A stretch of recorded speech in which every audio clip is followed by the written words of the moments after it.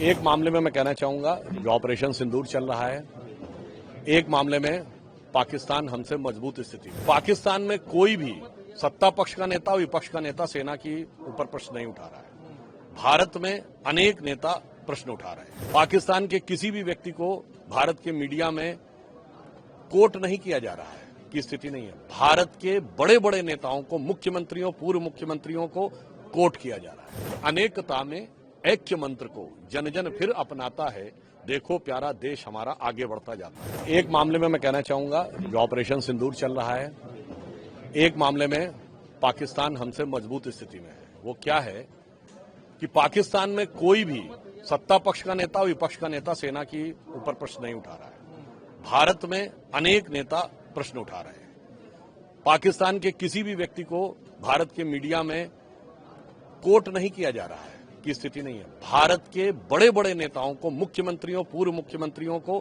Coat किया जा रहा है।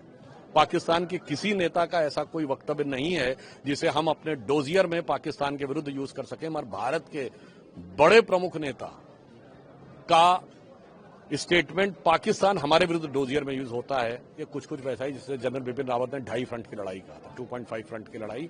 तो मुझे लगता है देश को सब तरफ से चौकन्ना होने की जरूरत है। आज का जो समय है, मेरा मानना है दलगत राजनीति से ऊपर होकर सबको साथ में खड़े होकर आगे चलना चाहिए।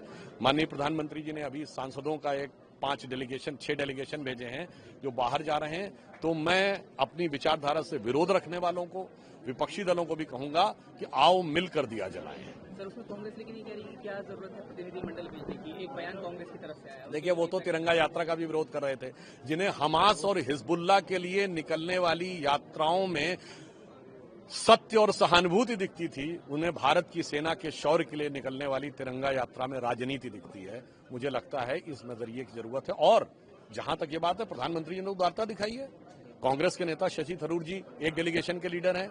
जहां तक मैंने सुना है कि शायद सलमान खुर्शीद जी एक डेलीगेशन के लीडर। सभी विपक्षी दलों को, एनडीए के दलों को साथ में लेकर भारत की एकजुटता का एक प्रतिनिधित्व अंतर्राष्ट्रीय स्तर के ऊपर प्रधानमंत्री श्री नरेंद्र मोदी जी ने करने का प्रयास किया। शशि थरूर के मसले पर कांग्रेस में भी तोड़फाड़ देखने को मिल रही है कहीं न कहीं, क्योंकि तमाम चीजें जैसा कि आप जानते हैं शशि थरूर को लेकर हो रही है। शशि थरूर अपनी तरफ से जरूर, वो विदेश संबंधी संसदीय समिति के अध्यक्ष हैं और इसका पद कांग्रेस की अनुशंसा पर ही उनको मिला है। समझ में नहीं आता है कि वो अपने ही विदेश संबंधी समिति के अध्यक्ष। इसका मतलब कांग्रेस में अविश्वास और राजनीति इतना अधिक है कि वो भारत की सरकार, भारत की सेना के साथ साथ अपनी पार्टी के लोगों पर भी अविश्वास से ग्रस्त हैं।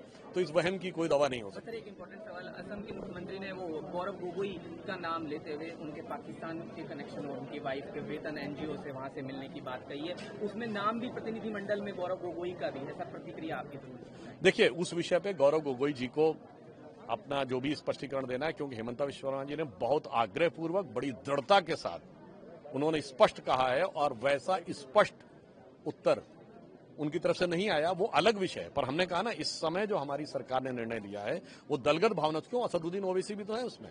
हमने ये नहीं देखा है कि कौन विरोध कर रहा। हमने कहा पूरे भारत का प्रतिनिधित्व होना चाहिए।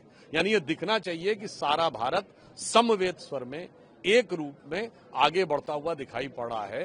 तो मैं इसे एक लाइन में कहूंगा कि अनेकता में ऐक्य मंत्र को जन जन फिर अपनाता है, देखो प्यारा देश हमारा आगे बढ़ता जाता है। इस विचार से हम काम कर रहे हैं।